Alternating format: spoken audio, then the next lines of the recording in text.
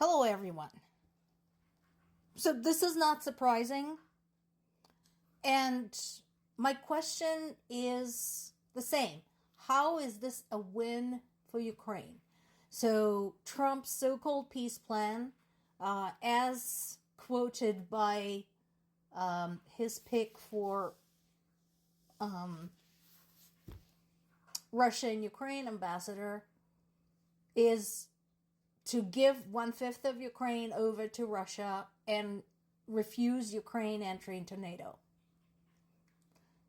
So, questions I would like to ask, and these are the questions everybody should be asking themselves, as they say, well, at least it's not war. What makes you think war is going to stop just because of that? What reason does Putin have to stop the war if he is rewarded for starting the war in the first place? Remember, it's been almost 11 years since the annexation of Crimea. He was not punished for it in any way that is tangible and important to him. It's been almost 3 years since the invasion of Ukraine. And again, no amount of sanctions, no amount of soldiers dying at the front had deterred him. So if you hand him over 1/5 of Ukraine, how does that mean the end to the war? Because I can guarantee you what's going to happen is that he's going to keep that piece of Ukraine. He's going to treat people who live there horribly.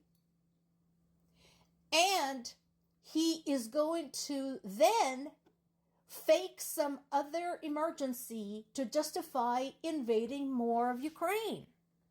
That is what's going to happen.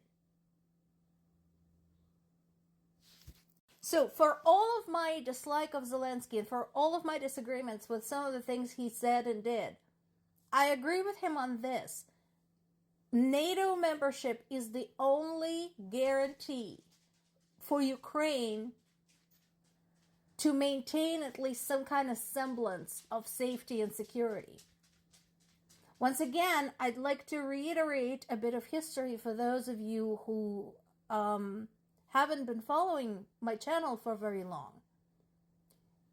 Back in the day, shortly after the fall of the Soviet Union, there was a big question about nuclear non-proliferation.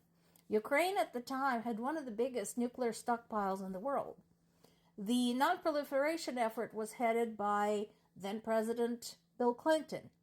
And at the time, the deal that was struck basically said if Ukraine gives up its nuclear weapons, it will have NATO protection. So it wouldn't have NATO membership, but it would have NATO protection should there be an attack from Russia.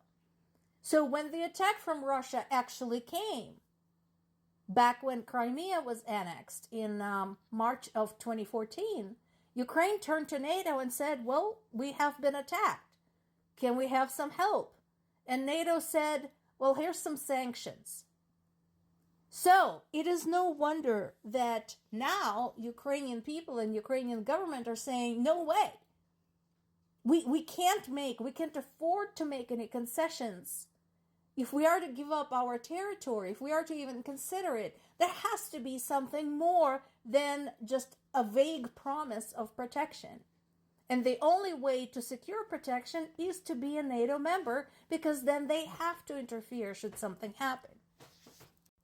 Even more bizarre is that Russia's Nebenzia accused Ukraine of aiding the rebels in Syria. What? Dude! Doesn't it occur to you that since you're trying to murder Ukrainian civilians and Ukrainian soldiers, Ukraine has other things to do than mess with things in Syria? Just because your government chooses to stick its finger in every available pie doesn't mean everybody else does it. And Ukraine at this time has neither the resources nor the desire to become involved in another war. But you guys keep duking it out. You know? If Hamas and Hezbollah and Russia and all of them together, get messed up with one another, that's fine with everybody else involved, because that means that it's going to eat up some of Russia's resources currently dedicated to the war in Ukraine. So keep at it, guys. Antony Blinken made his final visit to Brussels, as U.S. Secretary of State. I'm not saying Blinken has been perfect in how he had conducted the matters of the U.S. international policy, but he was pretty good. He's a smart guy. He's done a lot of stuff. He was very active in his role as Secretary of State. And that is not an easy job. And that has to be expected, because politics in general is complicated. And when you live in a country on the scale of the United States, it's going to be very complicated indeed, because your involvement and your presence in the global arena is so huge and so multifaceted. So Blinken had confirmed what most people already knew, that in the remaining few weeks of the Biden administration, they'll try to get as much aid to Ukraine as possible, as quickly as possible. So